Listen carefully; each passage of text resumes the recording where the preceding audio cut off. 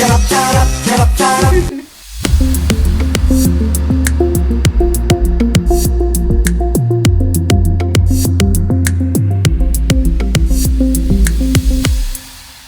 kasing araw na to, ito yung pumper day namin. Pagkatapos ng work namin, sa sobrang stress sa work namin, ang daming clients. Ano bang dapat natin gawin kundi mag-enjoy after ng work? Dapat alisin natin stress natin, dapat mag-loosen up na tayo after our work, and also...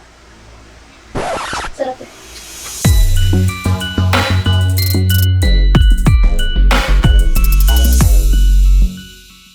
Welcome to our vlog and welcome to our lives. So this is me, James. And it's me, Kelly. For today, sa pampering time namin, We're gonna do something exciting! yes, magkakaroon kami ng DIY face mask.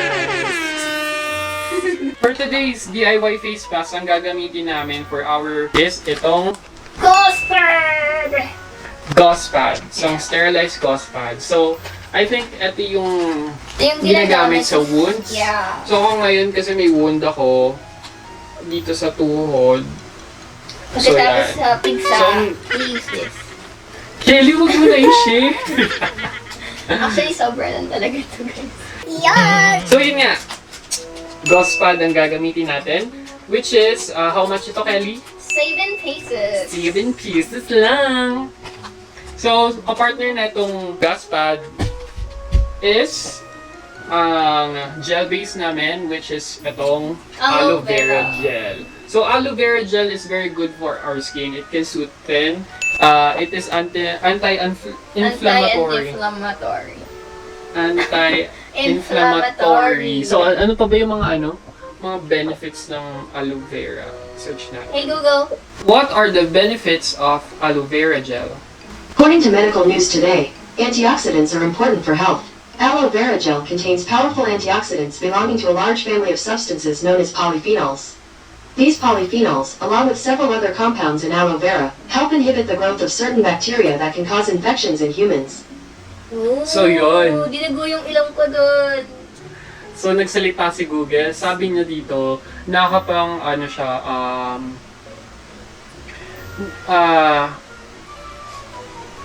hindi ko rin naintindihan. Yes! At tignan pa natin mga 8 benefits ng aloe vera. May antibacterial siya. So, when you say antibacterial, so pwede siya sa mga pimples. Kasi yung pimples natin is, binubuo niya is yung dead skin cell, Sorry guys. mga white blood cell, and then bacteria. So, yun yung mga nagiging pus, white sa pimple. So kamag-anak pala nung pizza mo yung tagyawat ko? Huwag mo na yung... So, ginagamit ko rin pala yung aloe vera dun sa sugat ko. Kasi nakapang siya, accelerate din ng wound healing. So, yun. Isa rin sa mga benefit yun. So, kudos sa aloe vera gel kasi talagang itong ikikwento ko lang sa inyo sa ibang vlog na about sa benefit talaga ng aloe vera gel, kung ano yung ginawang epekto nito sa life ko. Accelerates wound healing, kapang-reduce ng dental plaque, so pwede mo siyang i-gargle. Meron kayo sa bahay nyo na aloe vera plant, napakaswerte nyo kasi napakaganda ng plant na yan. So i-keep nyo yan, palaguin nyo yung aloe vera nyo, alam nyo na yung gagawin kasi napakaganda ng plant na yan. Meron din akong canker sore, so isa yun sa mga super... Ano yung sa Tagalog yung canker sore? Ano yun? Ano sa Tagalog yun? Yung singaw. Singaw. Yun. It happens kasi kapag yung weather masyado siyang humid or pag kumakain ako ng bagay na may allergy ako, ganun. Or kapag sa toothpaste, yun. So, nakakatulong din ba yung aloe vera para ma-lessen yun. Another benefit ng aloe vera is nakapang-reduce siya ng constipation. So, meron siyang laxative effect. Pwede din pala sa akin yun kasi... Constipated din ako eh. So, laklakin na natin to.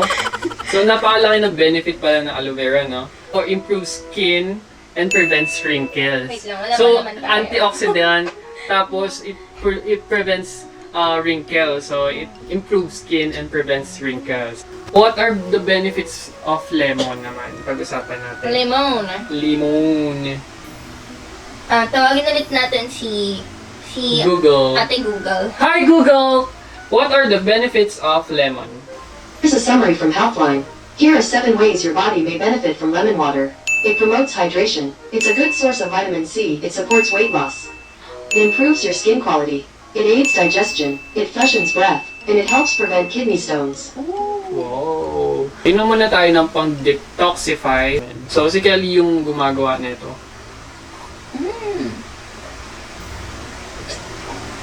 Masarap. And then, grapes. So kami ni Kelly kasi, during the 3 months of quarantine, nawala yung diet namin. Nawala yung exercise. Kasi dahil nag-change yung plans, nag-change yung schedule ng body namin, then also yung schedule ng work. So lahat nag-change. And even yung tirahan namin nag-change.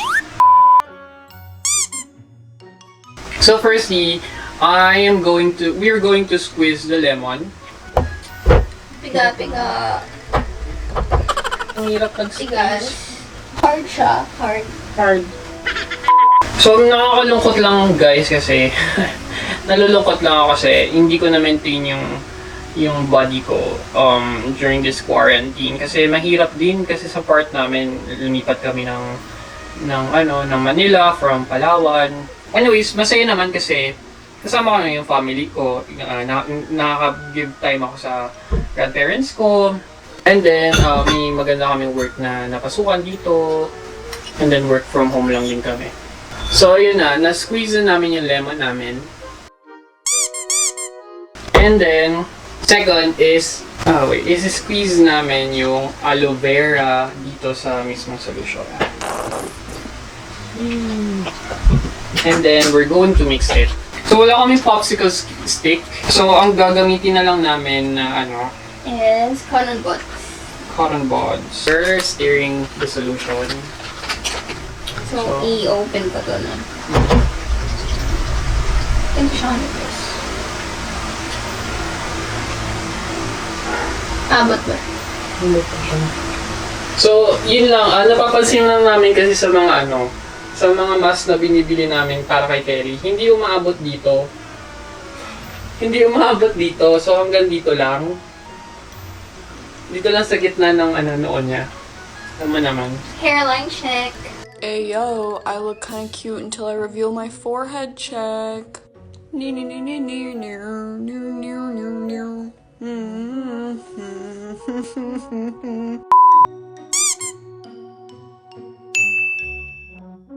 So, wait lang. Ayan natin. Kasha na siya. So, wait lang. Gupitin ko Hi na. guys! Ako pala si Kelly. Gupitin ko yung nose. Mama, magupit mo yung nung ko. No. Tapos yung sa eye part. So, medyo layo natin sa skin. Baka kasi masipay.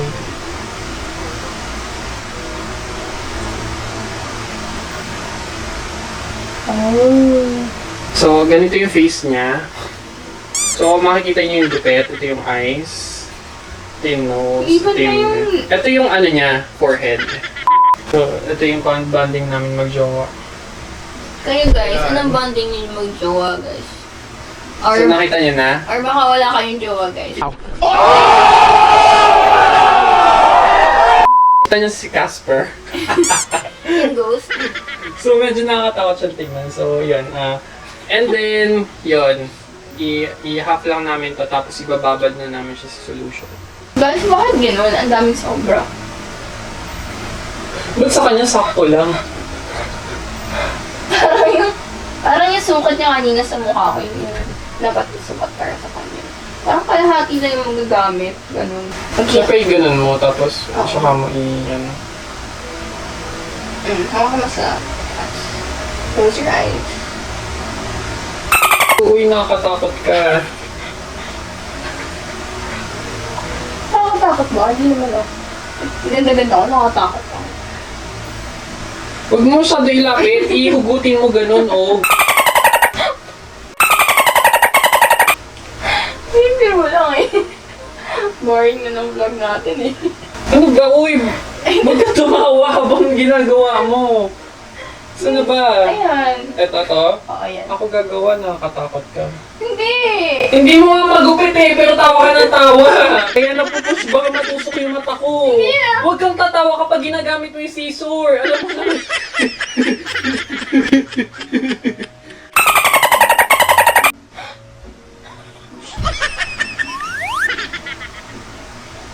Tignan mo, umuga ka kapag tumatawa. Alam mo, nakikita ko gumaganon-ganon yung scissors, nakakatakot to.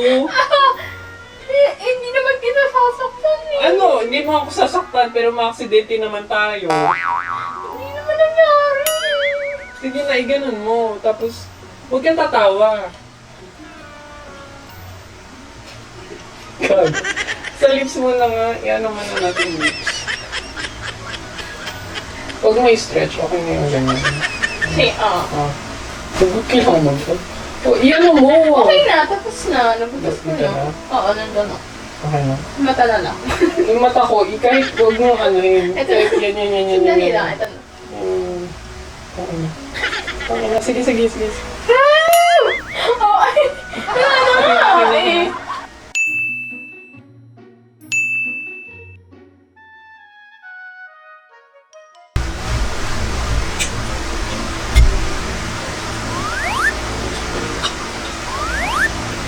Ano ka ni Kelly? Oh. Matagal-tagal yan. Ew!